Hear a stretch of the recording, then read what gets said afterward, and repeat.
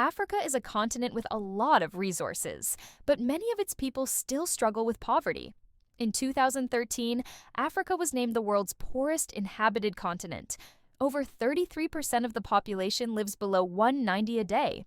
This is often linked to poor trade practices within the continent itself.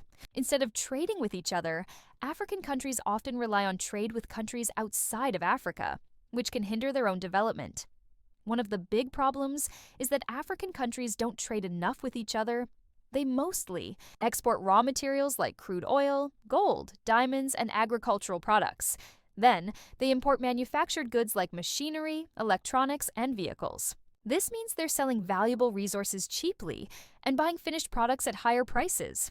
For example, a country might sell its raw cotton for a low price and then buy back clothes made from that same cotton at a much higher price.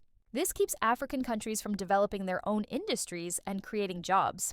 They become dependent on other countries for finished goods, which limits their economic growth. Another issue is the lack of good infrastructure, like roads, railways, and reliable electricity. It's hard to trade with other countries if you can't easily transport goods. For example, a farmer in one country might have a lot of produce to sell, but if there's no good road to get it to a market in another country, the food might just go to waste. Political instability and conflict also make trade difficult. If countries are at war or have unstable governments, it's hard to establish reliable trade relationships. Businesses are less likely to invest in areas where there's a risk of violence or corruption. This can scare away investors and make it harder for businesses to grow. However, there's hope for the future. The African Continental Free Trade Area, AfCFTA, is a new agreement that aims to create a single market for goods and services across Africa.